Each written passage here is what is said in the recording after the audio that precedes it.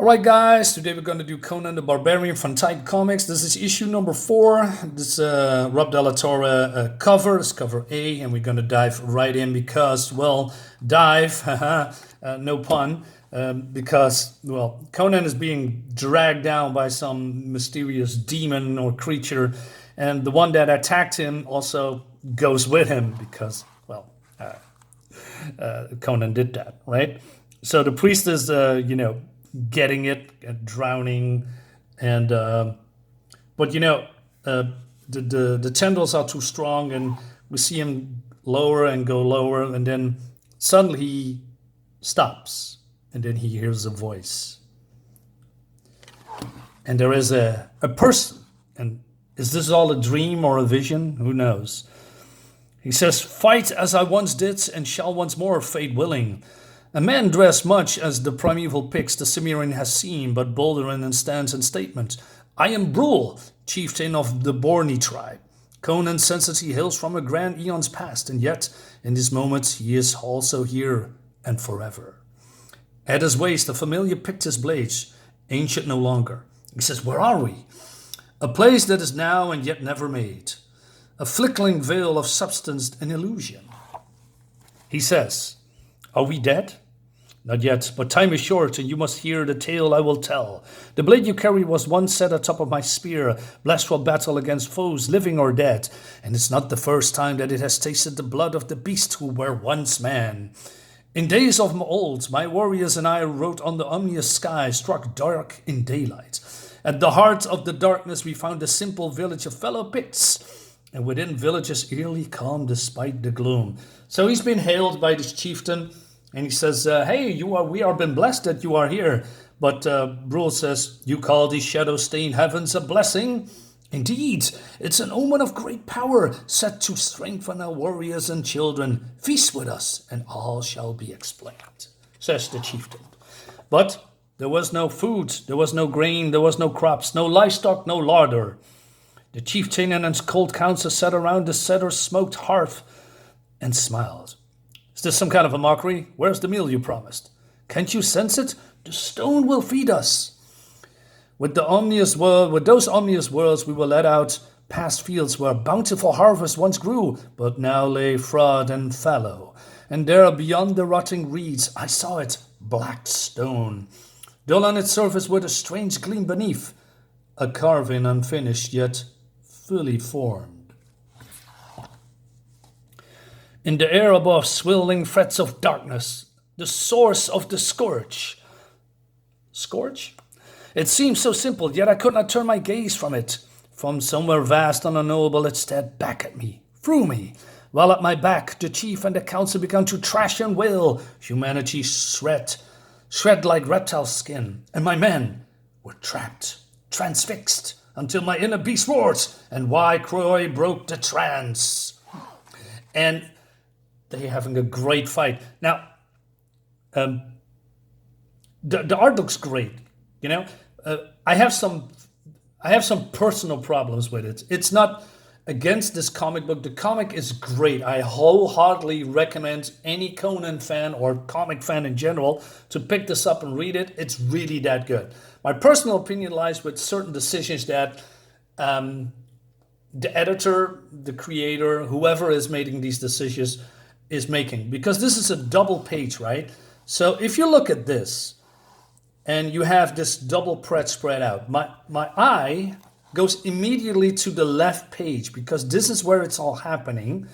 And then if you go to the right page, which is not bad at all, but you still see this, black shadows, people are fighting, and then we have this stone, and then Photoshop swirling mass circling around above this statue.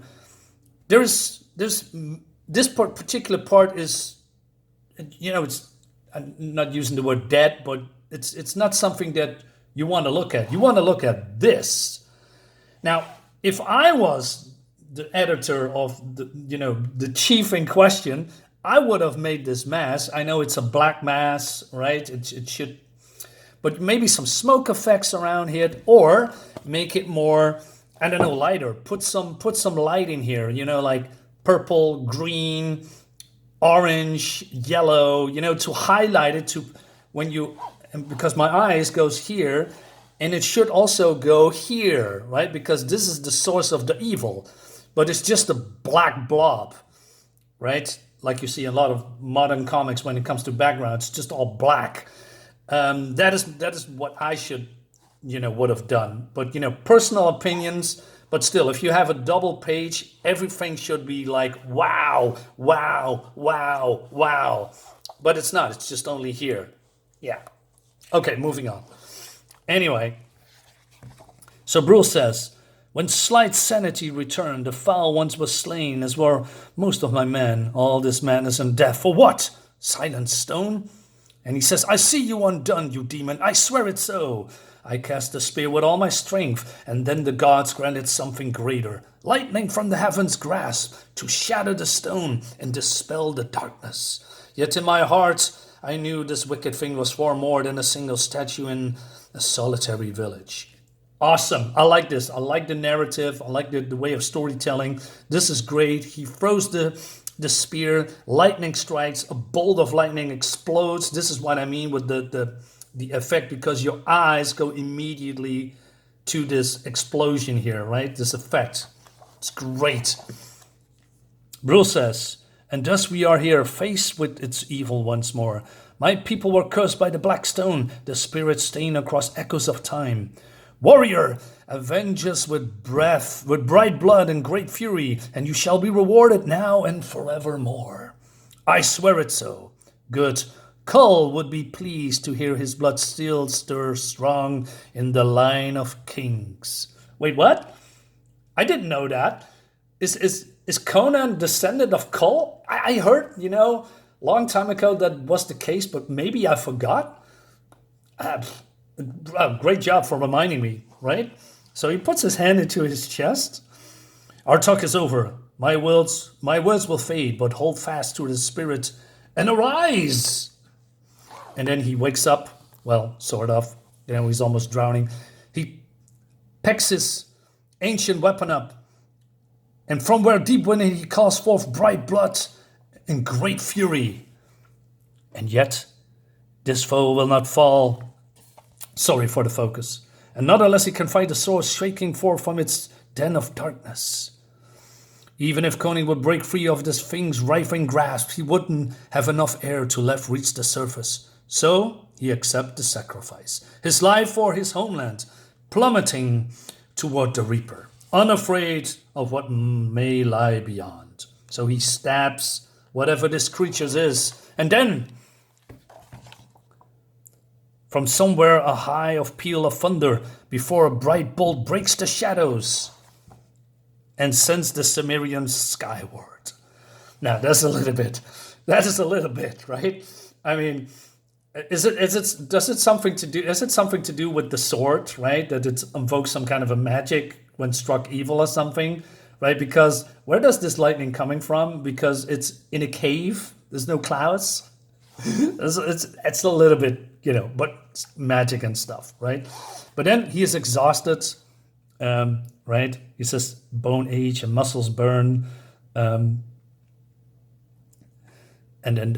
Brule says, well done, boy, well done indeed. We'll meet again on the battlefield beyond dreams and nightmares. Till then, survive. So his buddy Cimmerian says, hey, you need to get up. Whatever you did it shook the cults to the core, but they still want to see us gutted, thrown few. Very well, let's break the front line as we did at Venarium, my friend. All right, so they are still, I mean, weakened, but still bringing on this undead pigs, right? I believe they are pigs, right? Or maybe fellow Cimmerians, I don't know. And he says, and write our song in steel. Drenched, drained, and nearly drowned, the Cimmerians charge forward into the fray. Look at this, man. This looks so cool. You know, flesh ripped open, right? But there will more of these creatures are coming. And listen, I know there are Cimmerians, but still, there's a lot of these creatures, right? They should be overwhelmed, but, you know, the writer says, nah, it'll be fine.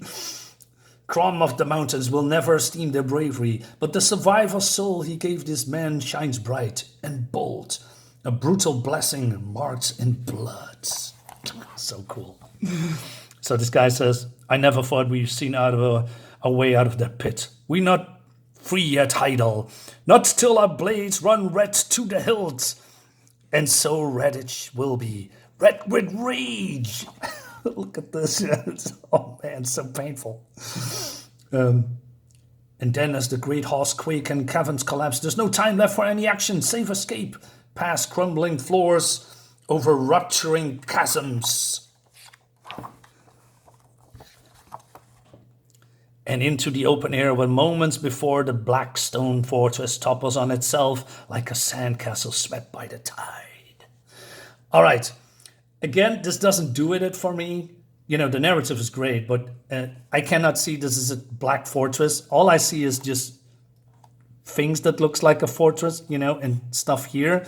But it doesn't really look good. Why don't you just draw a fortress, right? Instead of all these blackness and weird Photoshop effects and backgrounds that doesn't make any sense because it's just all scrambling stuff. Here black, here some smoke, here some things going on. Why not draw this, right? Instead of Photoshop guy does all the work here.